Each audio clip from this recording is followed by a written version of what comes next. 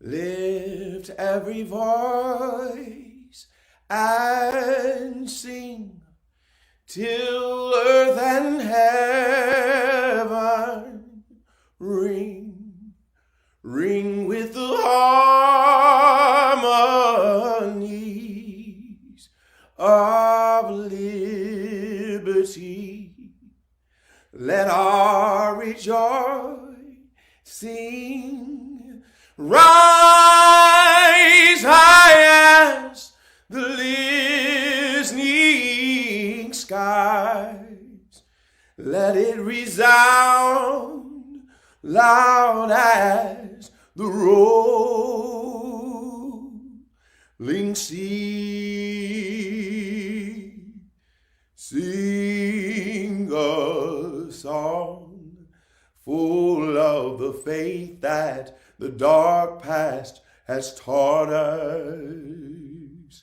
Sing a song full of the hope that the present has brought us. Facing the rising sun of our new day begun. Let us march on till victory is won.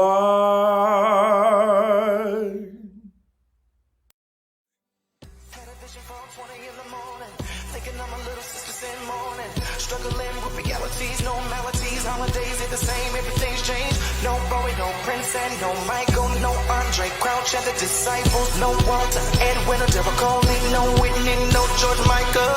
Toys R Us gone bankrupt, damn the guitars hit it went bankrupt. Everything from my childhood missing, man, I swear it's such a fooled up feeling, man. I'm not mad, it's a simple observation, and I'm not sad, but it's not a celebration. I'm just trying to put the pieces back together, man. Everything falling through my fingers like sand. It seems the tighter that I'm gripping, it seems the more that I am slipping.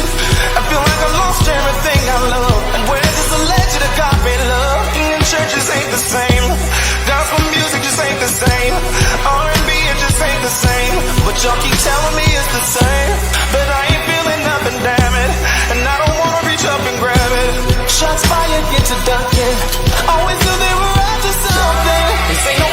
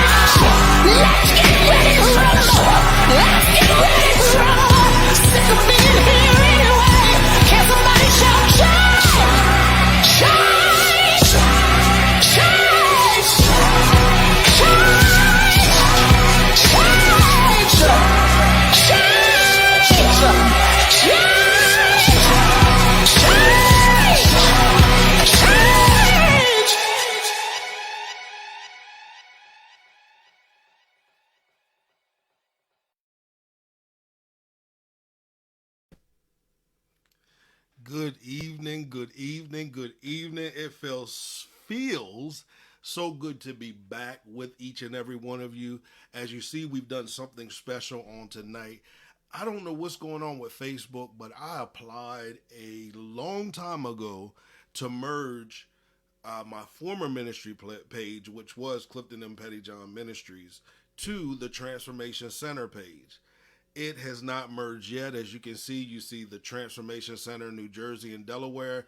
That is the page I'm attempting to merge with our Transformation Center page. So we are live on both pages. We are live on both pages right now. So if you are listening, I encourage you to share with somebody. If you're not listening, because a lot of people don't watch us live, they watch the replay of it. And I'm cool with that. I don't care how you watch it, as long as you get the message, as long as you get the conversation. Listen, but if you are watching us live and you want to join in on the conversation, you are welcome to join in the comment section. But make sure if you post a comment that you give StreamYard permission to post your comment. Otherwise, I will not see your comment until after the live, and I don't want to miss your comment.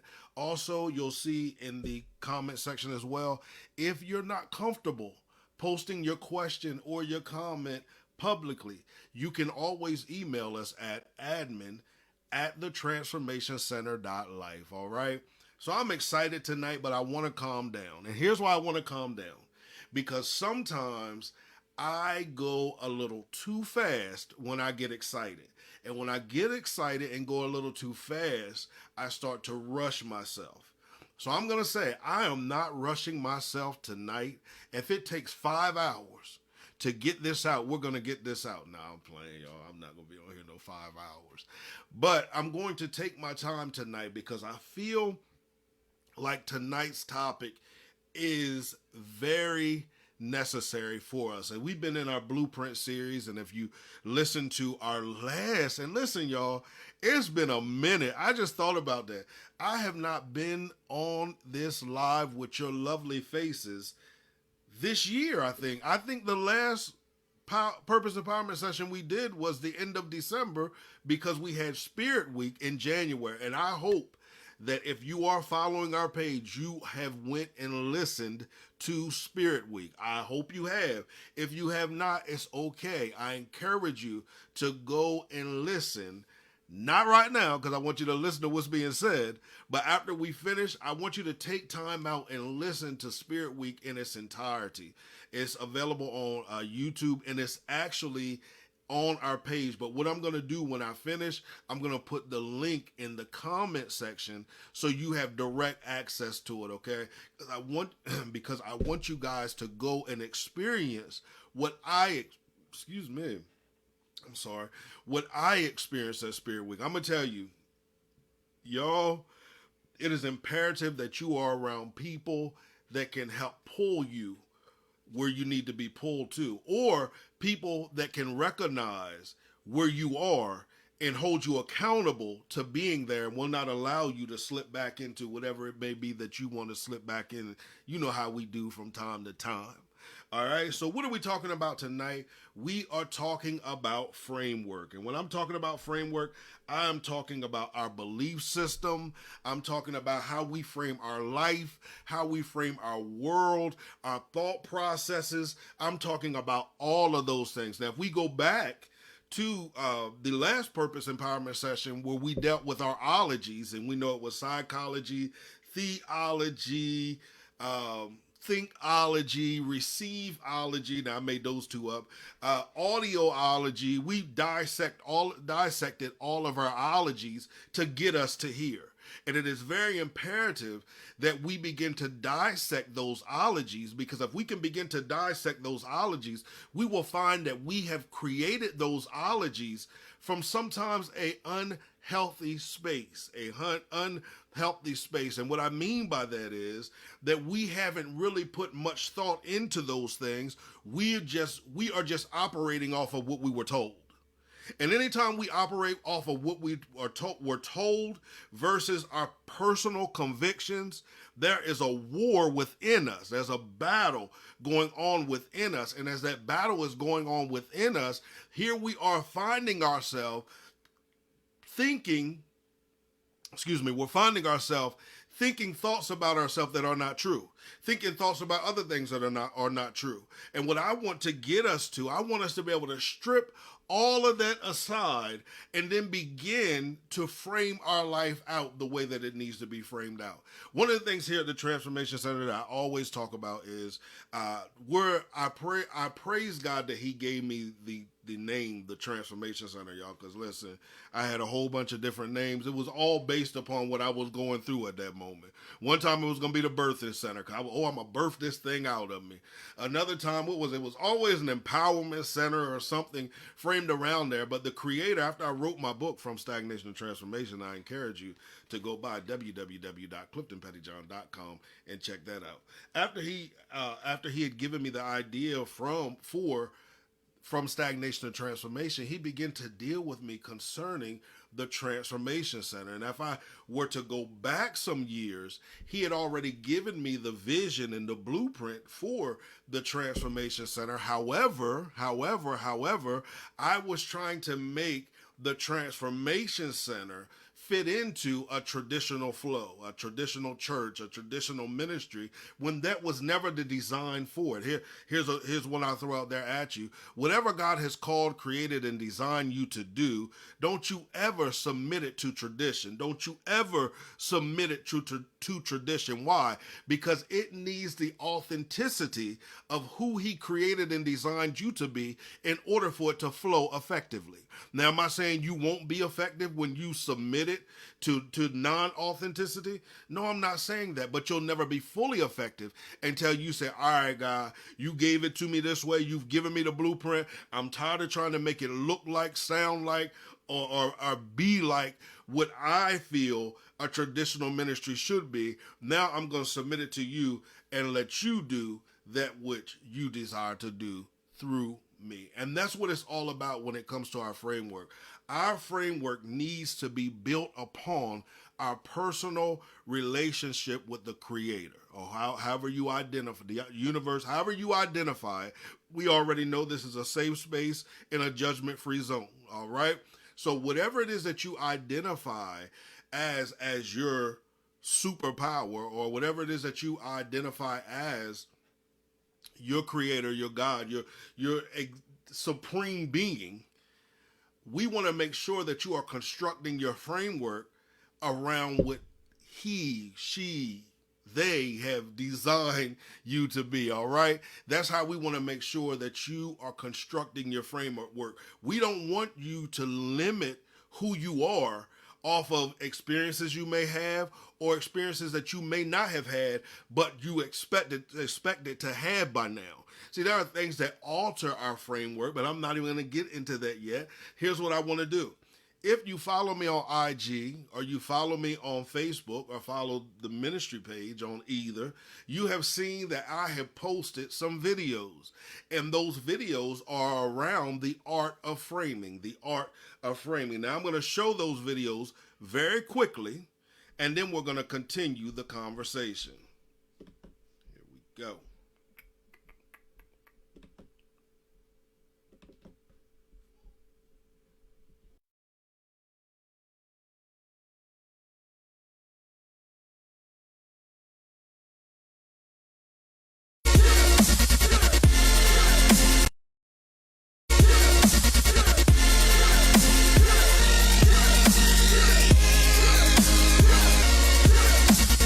It's important to learn proper framing techniques because it could mean the difference between a ball or a strike.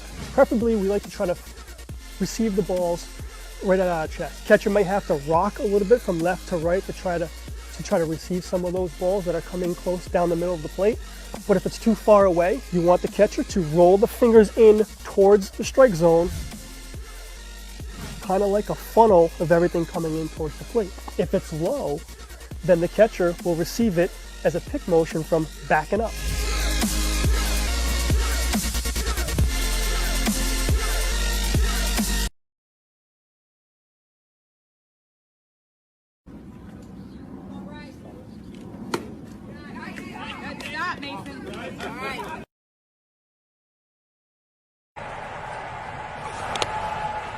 Look at him hold that.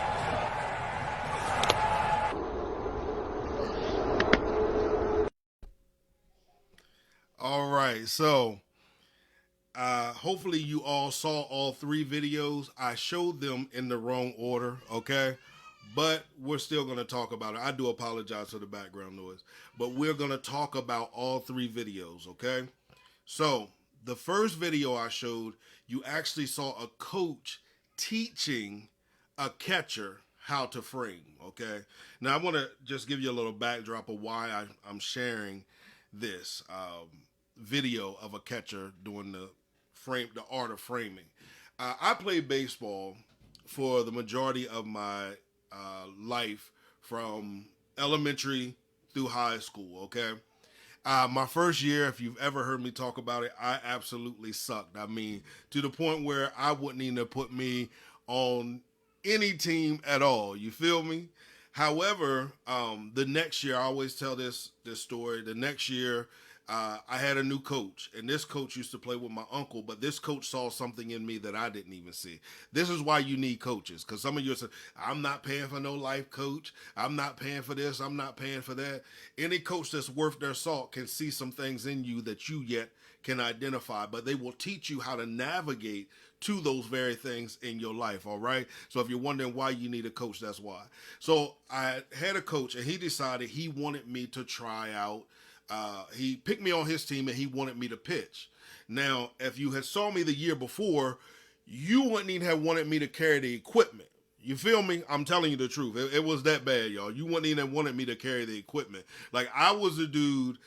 In Little League, you always have to give everybody one at bat and one inning in the field. I always was the last one, and I understood it because guess why? I sucked, and if I was my coach, I would have found a way not even to allow me to play. Just being honest, all right. But that second year, he tried me out pitching, and when he tried me out pitching, it was as if I was a totally different person. Now, you know anything about the Transformation Center, we talk about transformation from the same standpoint as the cartoon, the Transformers.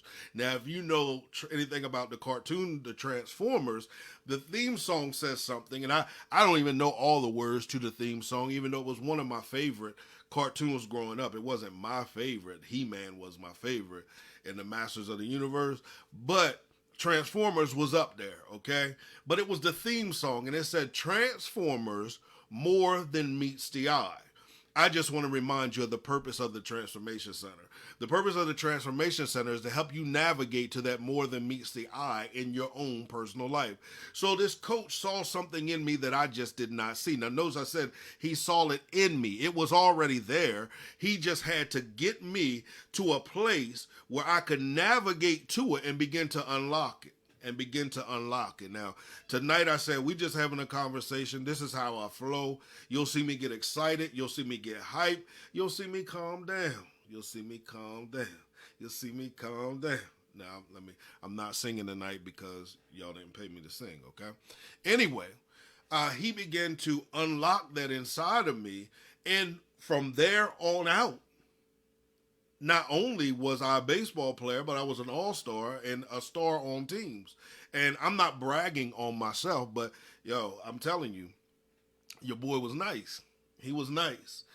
But around I think it was like the 10th or 11th grade season, I got bored. I used to pitch, I played first base, and I played outfield, okay? And I got bored doing that. So one day I just woke up and I was like, I want to catch. And I'm left-handed. If you know anything about baseball, there are very few left-handed catchers. Matter of fact, I don't believe there's any in the major leagues right now, and I don't remember there being any in years back that I can remember. So I decided I wanted to catch, okay? So my coach decided to allow me to catch. I did not expect to start as a catcher. We had some great catchers on the team, but I just wanted to be there to fill in and see if I was any good at it.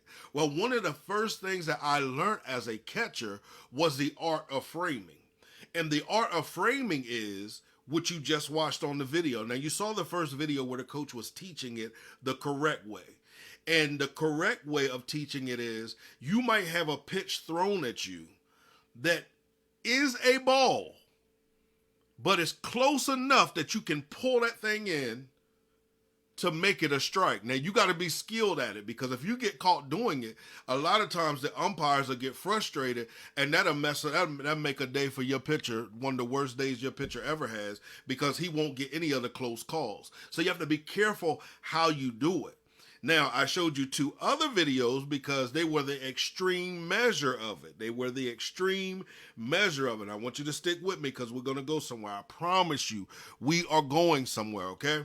They are the extreme measures of it. If you saw the one pitch, the pitch was over the kid's head. He pulled it down and tried to frame it. You saw the other pitch, the pitch bounced before it got to the plate, and the catcher tried to frame it.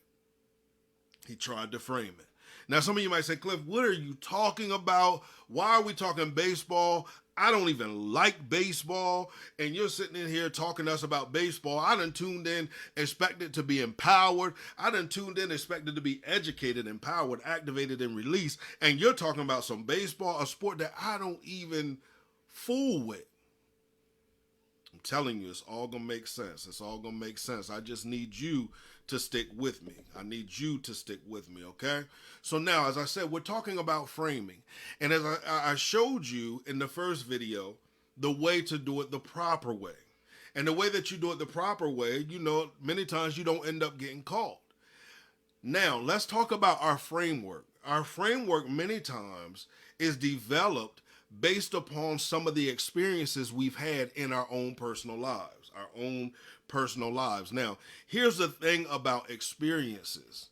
There are sometimes our emotions can be at a heightened level, and based upon the heightening of our emotions, that will determine how we view that event and every event that looks like that from that day forward.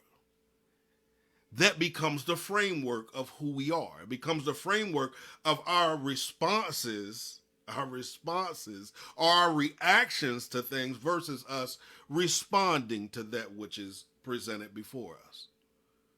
Now, I want to ask you a question. Has anything ever happened to you in life and now you go to the extreme prior to taking the time to process that thing, allowing that thing to download inside of you and you begin to process it? Maybe you need an example. Okay, great. I thank you. Maybe you went through a terrible relationship. Like, it was crazy. It was toxic. You played a role in it. They played a role in it. You played a role in it. They played 5 roles in it. Whatever the extreme was. Because, you know, sometimes we get that victim mentality and it never was us. But one thing I've learned in life is that the more that we are ready to face the realities of us, I'm telling you, y'all, I'm telling you, one of the things that I mastered at a young age. Now, here's the thing where I lost balance with it. Here's why I lost balance with it. Whenever anything happens in my life, I take responsibility for it. Now, that does not mean that I haven't lied before about situations. Trust me when I tell you there was no better liar in this world than me. Do you hear what I'm saying? There was no better liar in this world than me. I could convince myself that I was telling the truth, and I'd sit there and wrestle with myself and be like, yo, that's not how that went down, Cliff. So I get it. You know, I do get it. But there came a space in my life where I had to come to a decision some years back. I'm going to tell the truth on myself. And here's why I own my story. Everything that I've done, you can come to me and find out about. Here's why.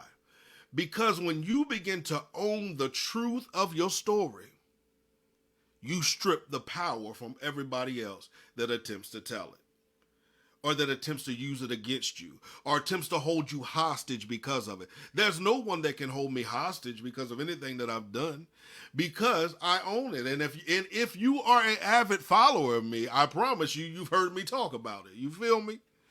But here's one of the things that I had to learn. I had to learn balance there, because I would be willing to share what I've done, but I was still holding myself hostage to what I've done. Therefore, guilt was still residing there. And because guilt was residing there, my framework was distorted. Let's look at some definitions of framework. Let's look at some definitions of framework. Do I want to go to? I don't want to go to definitions yet. I want to talk to you about a dream that I had. I want to talk to you about a dream that I had, and this dream led to all of this. Okay, it led to all of this, and I hope that this is blessing you the way that it's blessing me. I'm telling you, because one of the things that sometimes I seek the Creator for is, okay, what is the missing piece of the puzzle? And now listen to what I'm saying. Missing piece of the puzzle is actually an illusion. It's my framework. It was the way that I framed my mind. But then I also understand that there was portions of me that I had to go back and get. There's a picture that I post very often, and I wish I could pull it up right now. There's a basketball player named Derrick Rose. Okay, his name is Derrick Rose. If you know anything about Derrick Rose, his rookie year, he spazzed out. His rookie season, spazzed out. He was a great college player and great NBA player. Spazzed out, got injured. As he got injured, he started going through a lot of different things. As he got older, he started to have a breakout season. All right. So this picture depicts him in his breakout season, where he started to show not just glimpses of what he used to be, but he started to show a version of him that embodied what he used to be, but had also elevated that. He had elevated, as it related to what he used to be. But in this picture, he is going and picking up the injured one, or the one before he had got injured. He's picking him up and bringing him back to where he is now. One of the things that I'm going to talk about tonight with my framework is I had to go pick up the part of me that I had released to somebody else, or to somebody else that was not present with me at this moment that I needed to be present. I always talk about it, and we didn't do it. We're going to do it right now. I want you to take a deep breath in. Hold it. Breathe out. Deep breath in. Hold it. Breathe out. Now, the reason why I had you do that is because when we breathe in and we breathe out, it's like resetting yourself, allowing yourself to recalibrate, but it also brings you present, which means you're not a victim of your past. You're not held hostage to anything from your past, and you're not trying to figure out a future that you can create right now. There's no better time than the present. But what I want to make sure is that I call all of you to present. And the only way I can make sure I call all of you to present is the fact that I had to today call all of me to present. I had to call all of me to present. You got to understand, I had to call all of me to present. And this whole framework teaching, or this framework conversation, is what helped me realize that although there are portions of me that was present, there was a part of me that just was not present. And I had to go get it. So I had a dream the other night, okay? I had a dream. And in this dream, I was at this event, which is funny because if you know me, that ain't me, okay? That ain't me. I was at this event, and at this event was church people from where I grew up at, okay? They were from all over where I grew up at, okay? And there were two men, okay, that are considered like patriarchs, or two men that you can look up to as mentors in that area. And I'm not going to name them. You can assume if you watching and you know where I grew up at, you can pretend like you, I'll pick up who it is. Okay, whatever. But, so it was two men there. We were coming out. I was leaving, of course, and I was leaving early. Which if I do go to events, 9 times out of 10, I do. All right. But I was leaving early, and as I was leaving, they came out of the building, and people were running like behind them. And these two men they are quiet men by nature. They are quiet men by nature, but are powerful men. I mean, they are very powerful men of God. Oh God, he did it. They are powerful men of God. But in this dream, they were arguing, okay? They were arguing, which is okay. People argue all the time. But not only did they argue, and as they're arguing, you got a whole bunch of people. It was a daughter of one of them trying to get in between and break them up and push them apart. But everybody else seemed to be just watching, just sit. You know how y'all know how I go now. Everybody either got their cell phone out recording or they're just watching, trying to hype the whole situation up, trying to figure out what's going on. But she was trying to break it up. Now, every time that I would go to try to break it up, something would pull me back. Now, I'm not going to say something, I know it was spirit, was pulling me back and not allowing me to get involved in it. Hear me out. Not allowing me to get involved in it. Then the daughter out of her mouth said, "Come on, guys, you can't do this here because you know how this is going to make you look. You know how this is going to make the body of Christ look. Look. We're going to stay right there because some of our framework has been constructed off of how will I look before people? What will people think about this? What will people say about this?" And listen, I ain't judging nobody because it wasn't until I got to the age of 30 that I started to make decisions for me and not care about how I looked before people or what other people thought about the decision that I was making. I was making the decision that was best for who? All right, best for me. It was best for me. So she told, "Come on, guys, you know how this is going to make you look and how it's going to make the body of Christ look." So I'm watching. Now, here's the thing. This is why I say you have to go watch Spirit Week because I am not going to teach on this. Okay, so then they keep fighting. And as they are fighting, one is running from the other, and the other one chases them. And they chase them into a forest. Now, I want you to listen to the Spirit of Truth teaching from Spirit Week to get some clarity concerning the forest, all right? Now, they ran into the forest. Now, this is the second time I attempted to get involved. However, Spirit pulled me back. And if you listen to the Spirit of Truth teaching, you will understand exactly why Spirit pulled me back and would not allow me to get involved in the situation, okay? So they go into the forest. As they're going into the forest, everybody's running in with them into the forest. Now, I assume once they got in the forest, they're still fighting. I don't know. None of my business. You know what I'm saying? And that's what the Creator was trying to get me to understand as well. And here's what I want all of you to understand. There are certain circumstances and situations that you've involved yourself in that you had no business involving yourself in. And it's not that it's a bad thing that you were involved in it. However, you were in the way. You were in the way. Now, you thought you were doing a God thing. And I get it because that's how we were taught. WWJD, what would Jesus do? Well, the reality is that some of the things that we involve ourselves in, Jesus would have allowed to play out because there was a lesson that needed to be learned through that process. There's a lesson that needed to be learned through that process. That's why I want you to go watch the Spirit of Truth from Spirit Week. Okay, I'm gonna put the link in this, what is it? In the comment section at the end so you can go watch it so it can make sense to you. It can all make sense to you. But the dream to me helped me understand that sometimes I have my things involved in too many things and not the things they should be involved in. And I know you say, Cliff, because the Bible said, blessed are the peacemakers. Blessed are the peacemakers. Well, here's my question to you. What if your involvement actually isn't peace?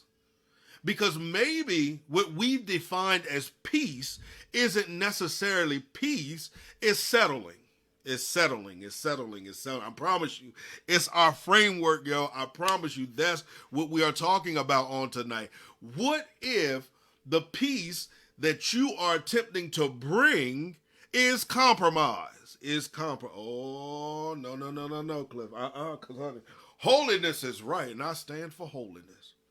Now, y'all know my feeling on it. There can be no holiness without wholeness. And the reality is that many who cry holiness don't understand wholeness, don't understand wholeness, don't understand wholeness. And there can be no holiness, without wholeness. And for the wholeness in you, you have to value what's been invested in you enough not to be involved in everything. You don't need to be involved in everybody's business. You don't need to be involved in every conversation. You don't need to be involved in every fight. And some of us, can I talk real game to you? Because I've been there. I've been there. And the reality is that many times we only get involved because we feel the need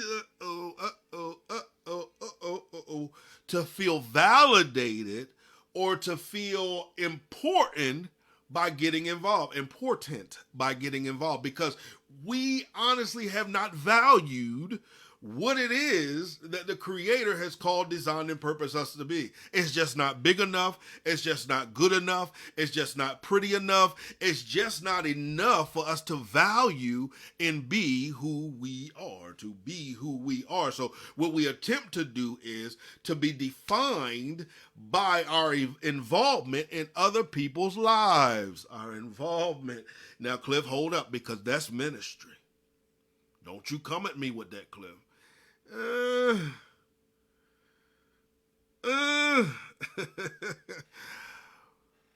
going to talk about that later. We'll talk about that later.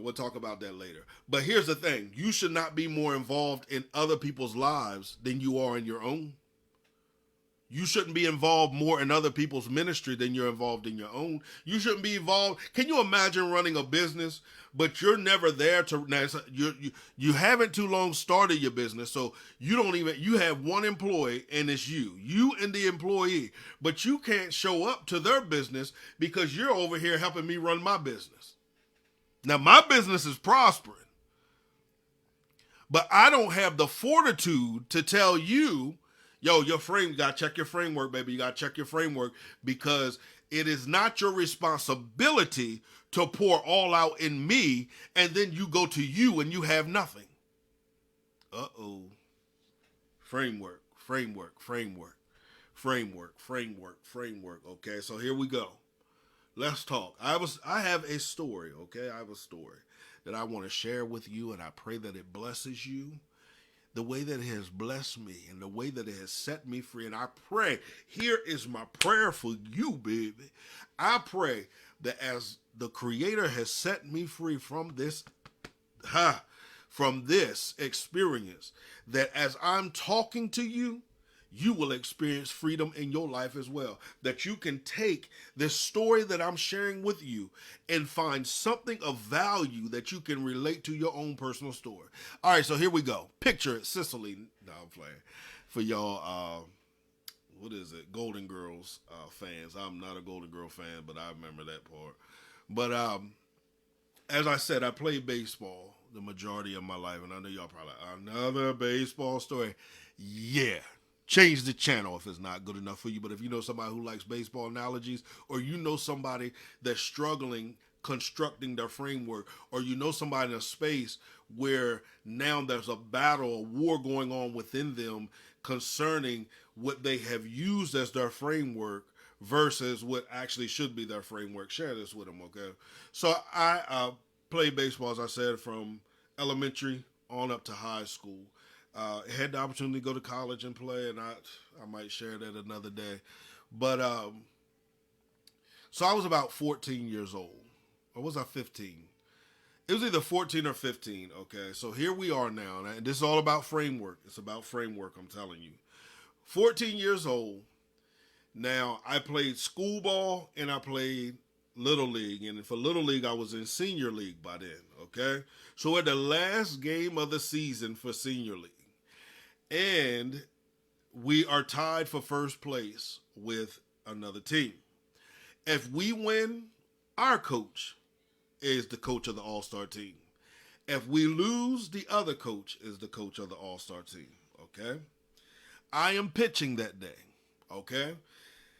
Now, Before we start the game, one of the players that plays with me and the son of the other coach and another player from their team, who we all play school ball together, came to me and said, Cliff,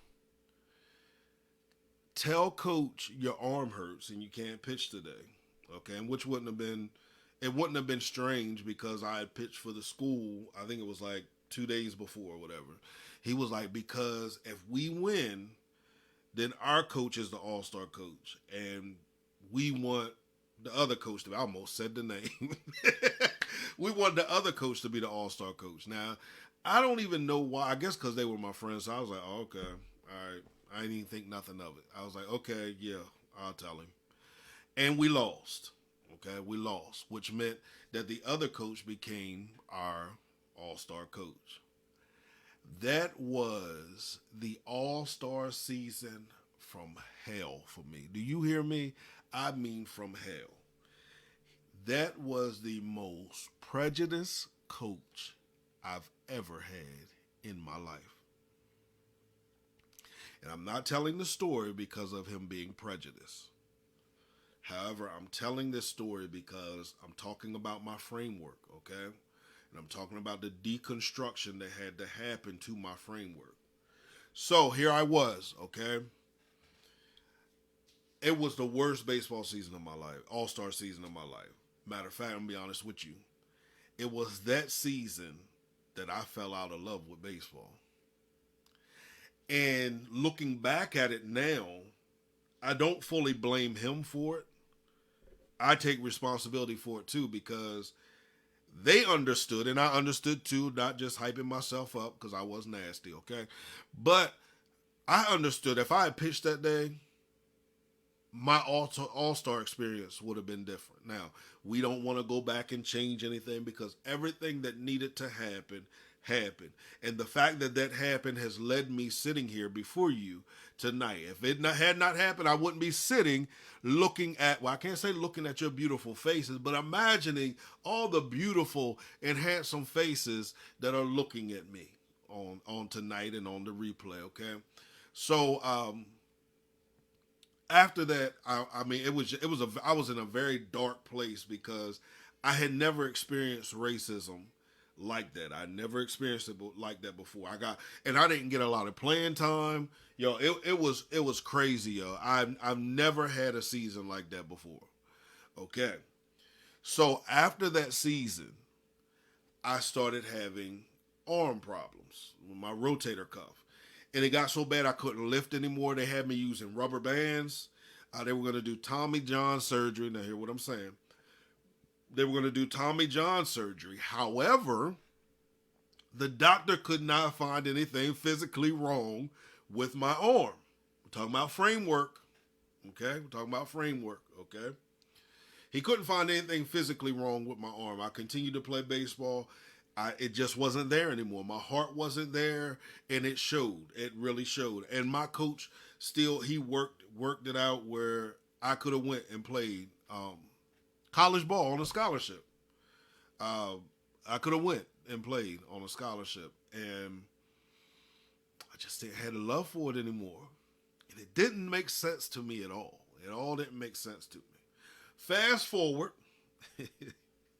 About 8 years later, maybe 6 or 7 years later, like I graduated high school, college.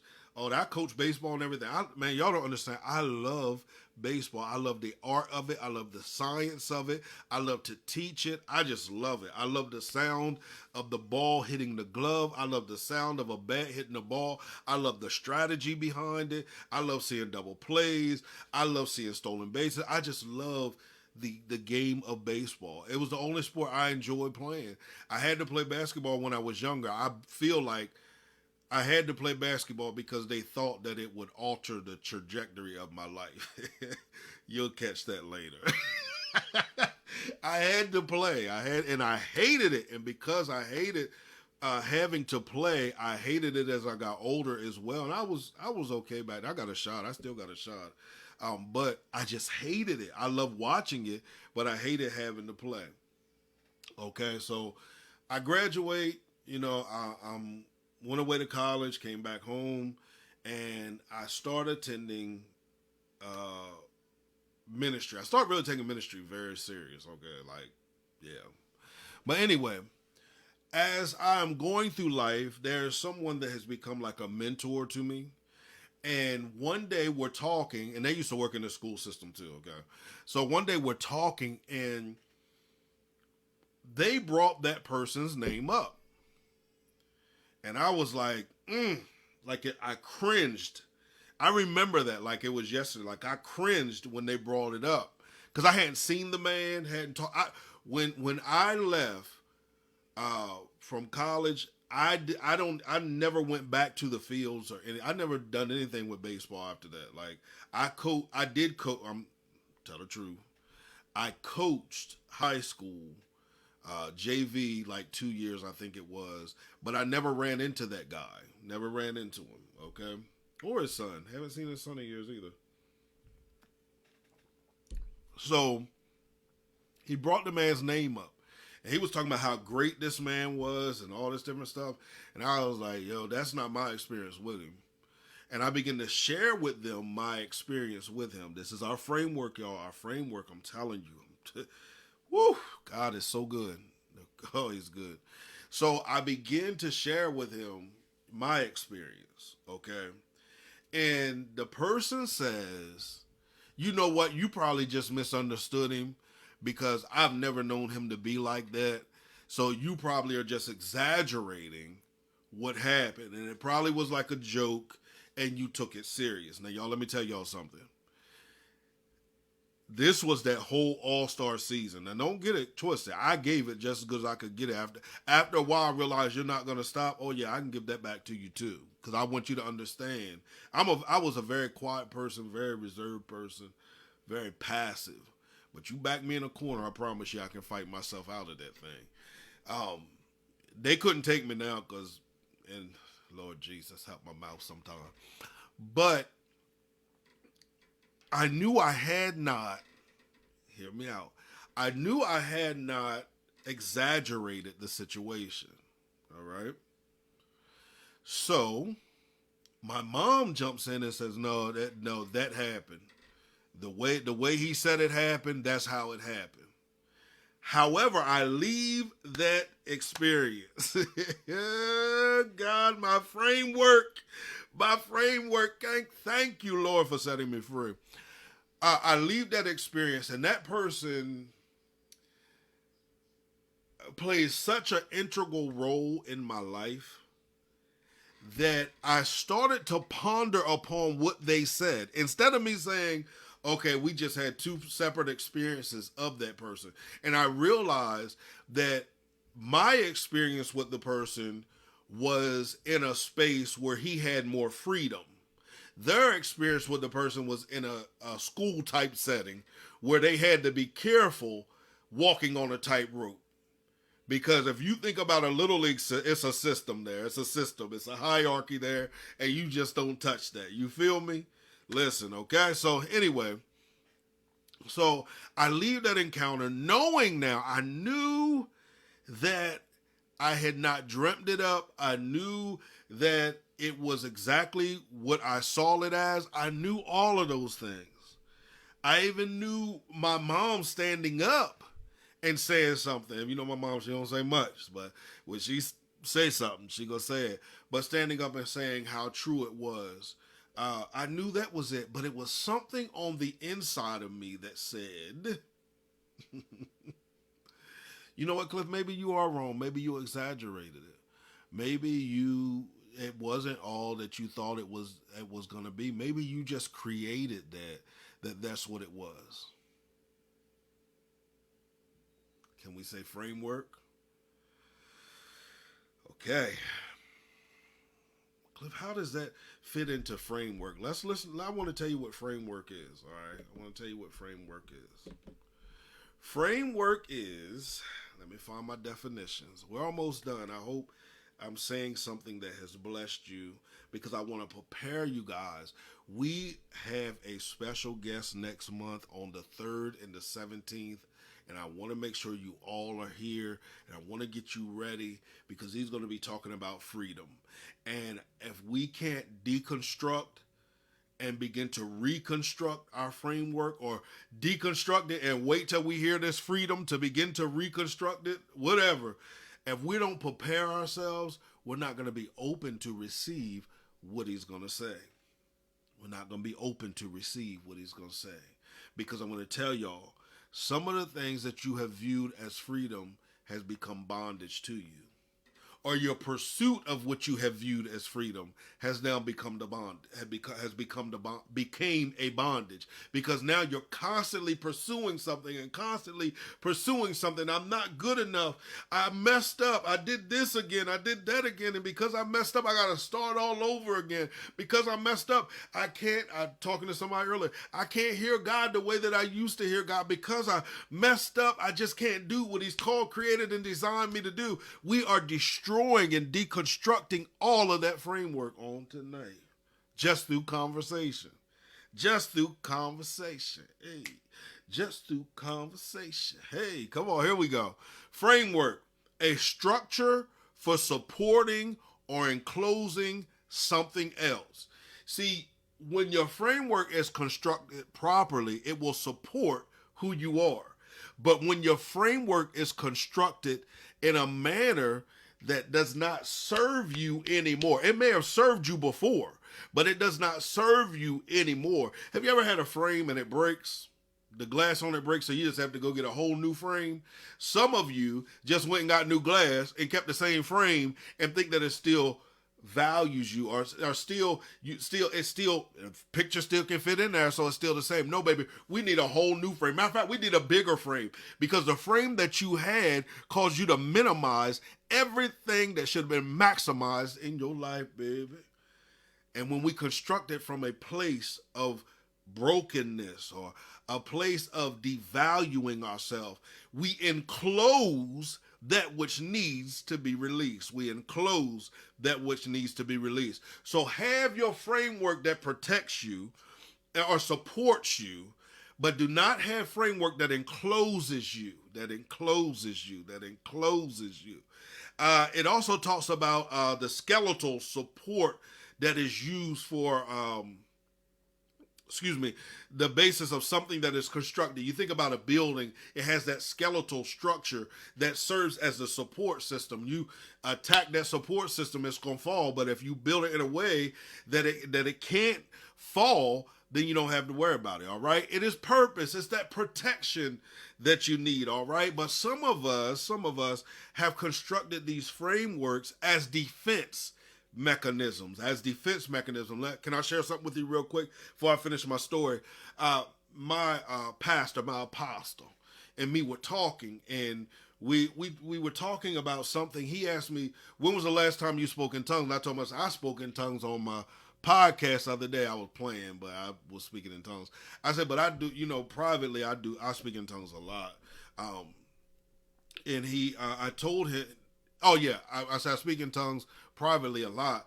I said, no, fast forward 2 days later, we're talking again, and I was telling him how now it calls me, dealing with this framework calls me to revisit how I view my spiritual language, because here's what I used to do. If I got in situations that I was really nervous, or I got in situations and I was afraid that I wasn't going to be received because I don't flow the way everybody flows. And I used to not like the way that I flowed. And I used to try to rush my flow. I used to try to figure out creative ways to make people be interested in what, or the flow that the Creator had given me. And one of the defense mechanisms that I established was, if I got in situations like that, uncomfortable situations, fearful situations, I just begin to speak in tongues. And you know why? Because, let's be honest, our churchiness causes us to respond to tongues, not even knowing what those tongues were based out of. And I was telling him how my whole framework around my spiritual language had changed, because I realized I was using that as a defense mechanism. You might use something else. I know with me, sometimes if I'm nervous about something, I'll start real hype. And I feel like if I start hype, I'll draw you in instead of me gradually building to that thing. Now I start hype and I got to stay hyped the whole time instead of allowing myself to pace myself so that people that are connected to it can pull from it. Because sometimes people that are connected to it can't pull from what we're offering because we're not offering it in the manner that's attractive to them because we're trying to offer it a different way. But that's a whole nother story. Fundamental structure. As for a written work, framing your book. If you're authors, you frame out your book. You frame out your screenplay. You frame out your TV show or your movie, your stage play. That's what I mean, your stage play. You frame all of that out. And within that framework, it tells you everything that's going to be embodied within it. Now, I want to ask you a question. What does your current framework say that you embody? What does your current framework say that you embody? Is your framework constructed from the framing that I showed you earlier, where the ball was over the head and you're trying to make it fit? Or the ball bounced and you're trying to make it look like it fit? Now listen to this one. This is the one. This is why I did or is your framework built off of illusions? Here's the definition.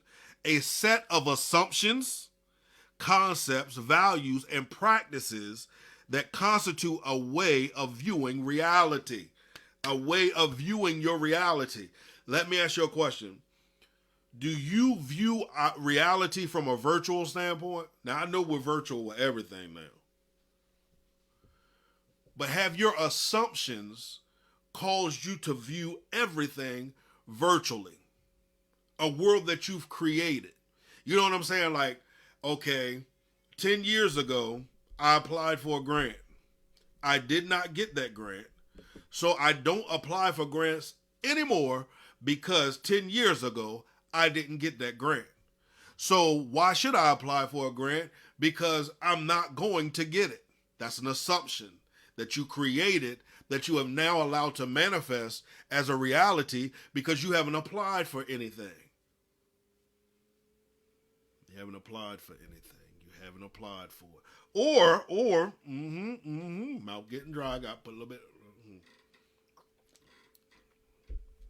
Or 10 years ago you applied, didn't get it. You've applied 10 more times, didn't get it. Why? Because you created the energy that attracts you not getting it, baby. Off of that assumption, you cause it to be a reality based on your framework. When that is not what the Creator has caused you to embody. Maybe you didn't get that grant because that wasn't a grant for you. But that doesn't mean that you stop writing grants or you continue to write grants from that space of not getting it. Because if you write it from that space of not getting it, then you will always manifest not getting it. And many of us operate off of that space. We operate out of the space.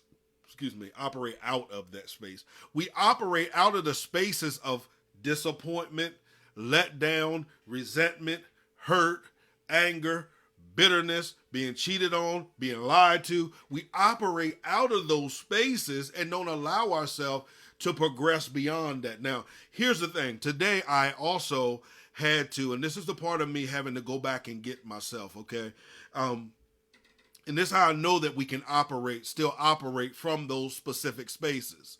So I made a decision some years back, and the decision that I made was a decision for me. And the decision that I made, I already knew the consequences associated with that decision. I counted the cost, and I felt like making the decision was worth the cost. Now, here's what I'm saying. Here was why making the decision was worth the cost. Because if I hadn't made that decision, I wouldn't be standing here or sitting here right now speaking to you. I wouldn't be doing what I was called, created, and designed to do. Therefore, I valued that more than anything else. I valued truth more than anything else. I valued freedom more than anything else. I valued it, and because I valued it, I can sit in these spaces right now and be able to minister effectively to you because I made that decision. Now, here's the thing about the decision that I made. In making that decision, I apologize for the background noise, guys. Please try to stay focused, though. I realized today I realized, I'm getting hyped now. Today I realized that when I made that decision, not only were there consequences behind it, but there were statements behind it as well. Well, one of those statements kind of cut deep, okay? It kind of cut deep. And it wasn't what was said. It wasn't even what was said. It wasn't even what was said because I expect that to be said. Matter of fact, I made a statement in support of it before it was said. I made a statement in support of it. Okay? But I found myself saying, okay, you know what? Hey, I don't even care. I don't even care. Okay? So fast forward to today. As I'm sitting down, Spirit's talking to me, and Spirit is telling me, you got to go back. You got to go back to that statement. Now, some people say, because you said I need to be present. Hear me out. Yes, it is imperative that we are present. But like I was talking about Derrick Rose going back to pick himself back up, I had to return to the post, not for the people, but for me, because there was a portion of me that I left there. I gave them ownership over me. I gave them ownership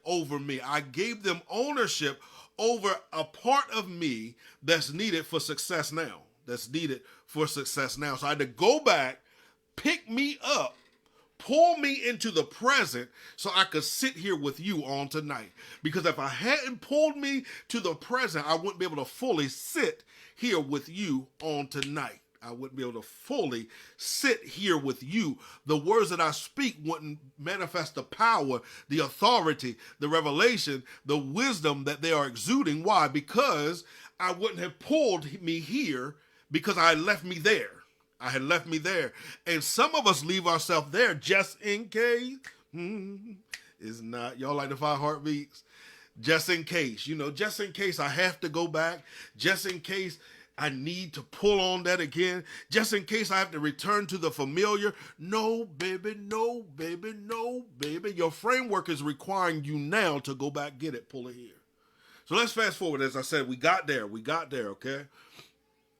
It wasn't until I began to study that I understood. Now we're going back to the baseball story. Okay?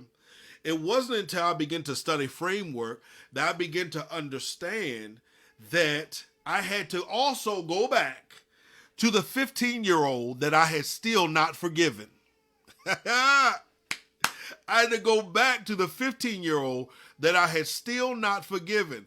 And the reason why I had not forgiven myself is because I was like, how could you have made that decision? Now, here's how that framework played out. It played out. I did not deal with it then. And because I did not deal with it then, it began to manifest throughout my adulthood.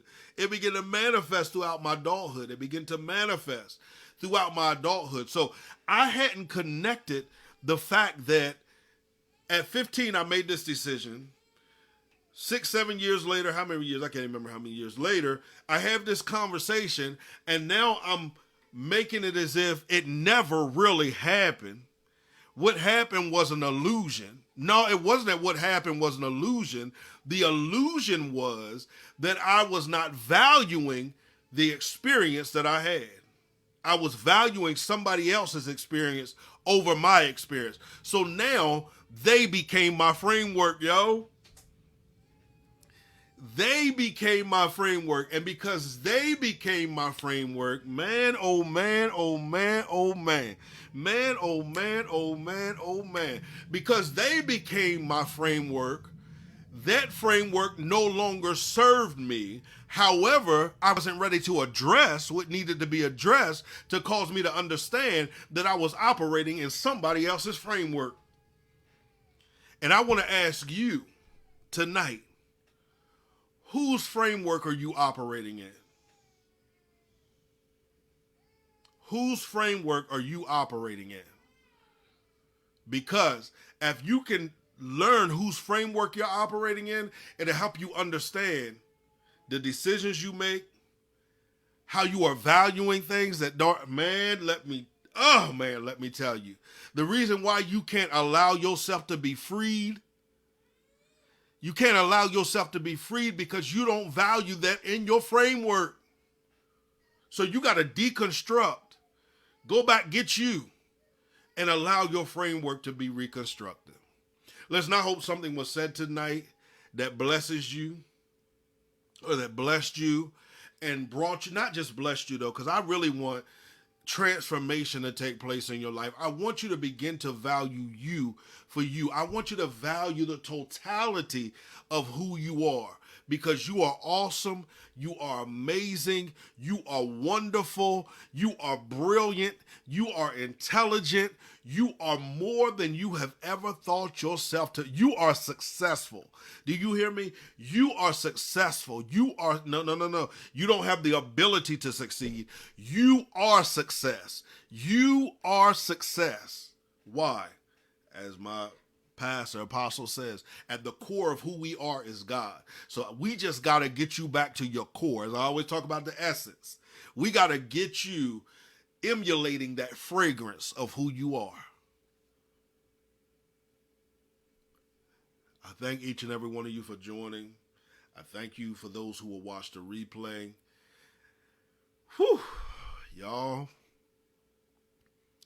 Let me tell you something. There's something to be said when we allow ourselves to be whole.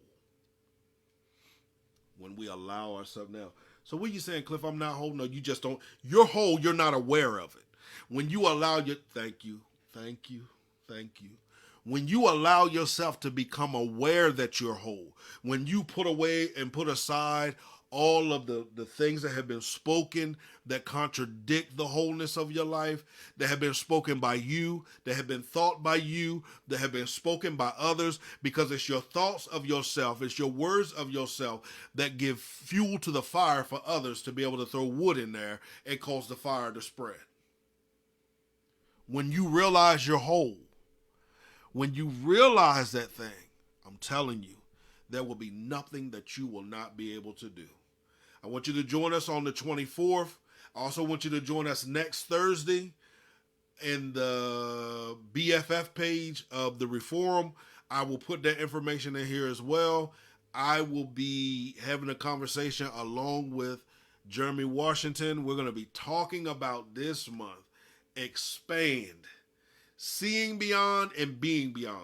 And I want you guys to be a part of the conversation. As I said, we'll be back here on the 24th to talk a little more about framework, y'all, because I really want us to be prepared for next month. Don't forget, next month, I want you to tell somebody. We will have Michael Weston with us. He's going to be talking about freedom. I don't know how he's going to flow. If you never heard him, that's why I said make sure you go back and hear Spirit Week, because, yo, it's going to bless your life, okay? As I always say, create a great day, walk with purpose, and by all means, execute your vision. Also, like I said, if you want to talk, reach out, admin@thetransformationcenter.life. Center is spelled CENTRE. Be blessed.